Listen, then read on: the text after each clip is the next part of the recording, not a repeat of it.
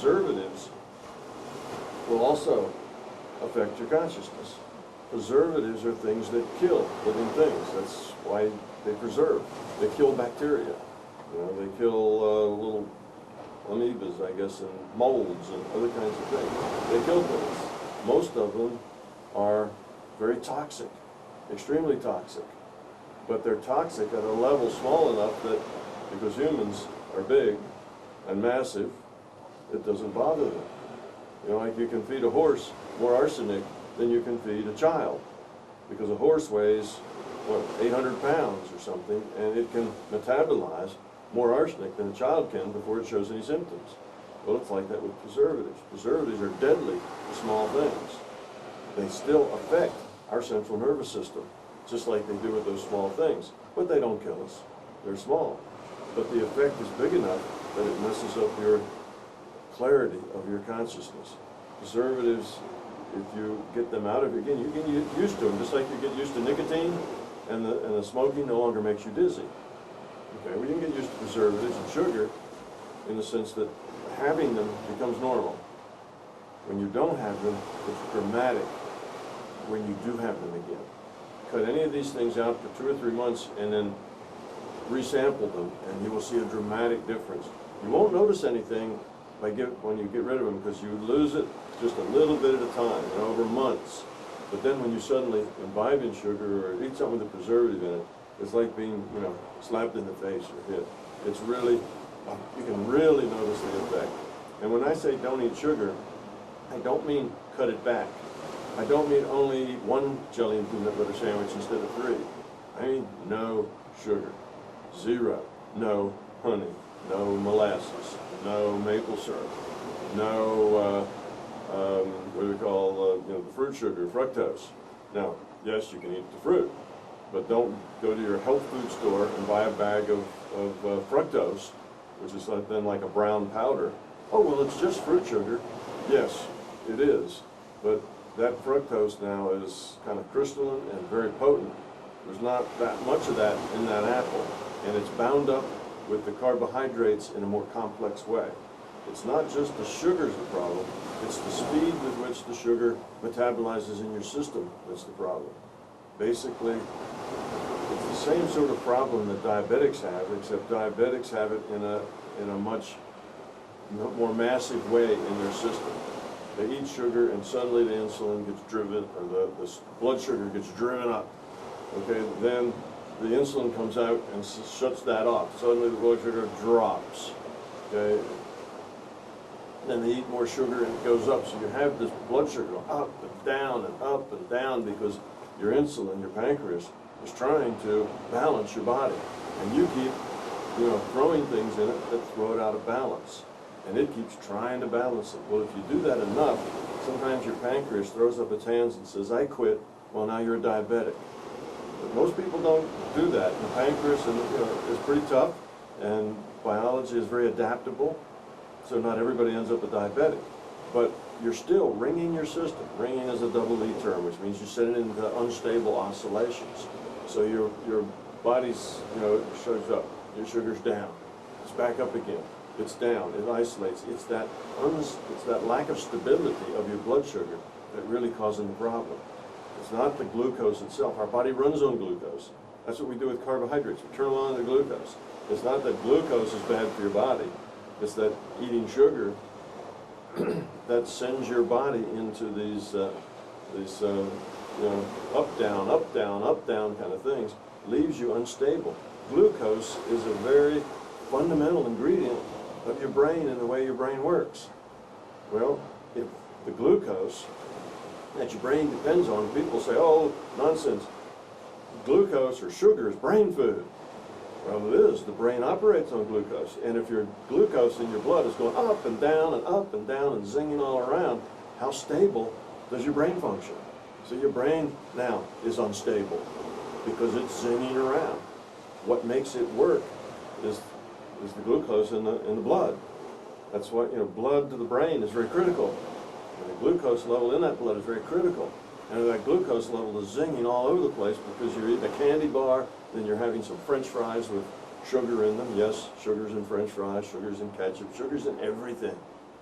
You know, you go to the store and you buy hamburger, it has sugar in it, you know.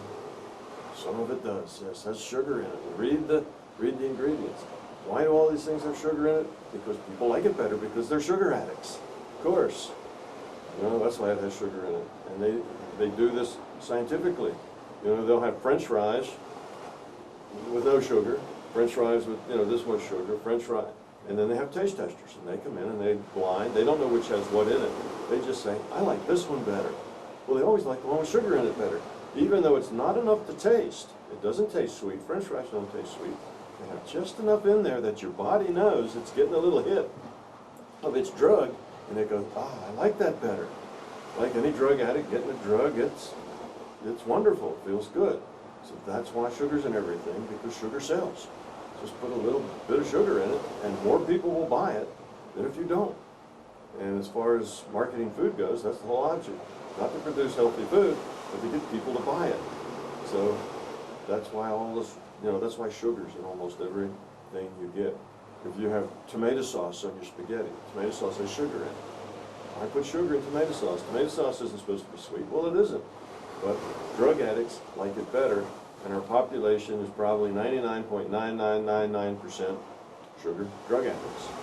So it sells, and it works. But anyway, that's the problem, is the ringing. The problem is the lack of stability in your brain, in the glucose, in the blood that's feeding your brain. And you just can't focus that way. That makes you fuzzy, makes you foggy. Your brain can't operate effectively with the sugar going up and down. And you can't help it going up and down, because every time you put something in your mouth, there's a very high probability you're throwing sugar into your system. And when it does, sugar level zings up. Pancreas comes in, pulls it back down. Now it's too low. So you're feeling kind of draggy, so you eat something else. Sugar level goes up, and so on it goes. Every bite you take, you know, it's not like, okay, I'm gonna eat a bag of potato chips, most of which have sugar in them. When you eat that potato chip, you get a spike. Pancreas pulls it down. You eat another potato chip, you get another spike.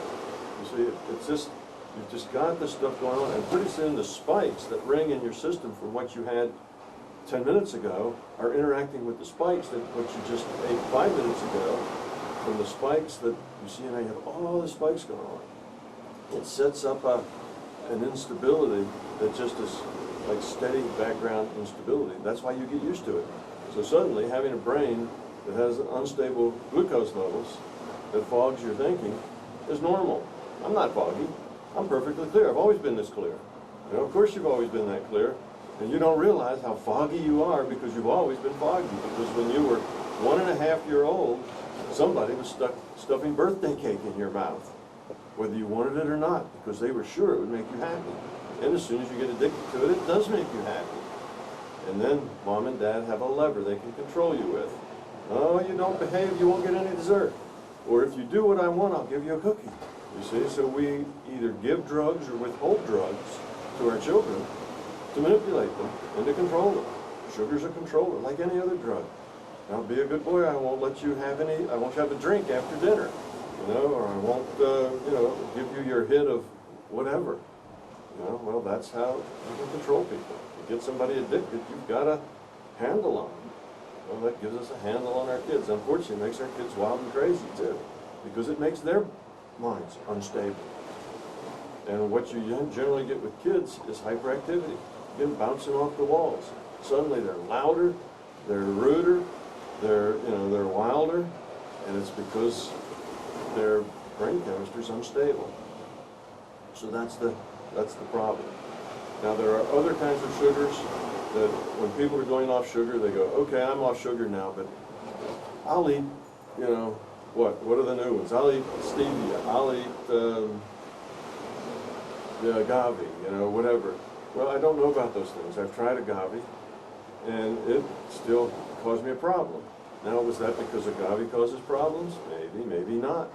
That's because agave is probably expensive and hard to get, which means people that manufacture it, a little bit of agave and a little bit of high fructose corn syrup, you know, nobody will ever notice, right? Sweet, sweet. And we'll say 100% agave because we can sell it for more money. So I suspect a lot of things are like that, too. So when you think that somebody does research on this and it's fine, doesn't mean that that's the way it is in your supermarket, whether it says 100% or not. You know, if you just depend on the goodness of the marketing machine that is delivering all these things to your grocery store for your health, that's a pretty weak trust, I think. Mostly, your marketing manufacturers of foods will do what makes them more profitable. That's what they're in business for. They're not in business to make you healthy. They're in business to make money. So if they can cut their agave or their stevia with something else because that's more profitable for them, then unless there's somebody looking over their shoulder watching every move they make, they will probably do that. Because it's true, most people won't know the difference. They don't know.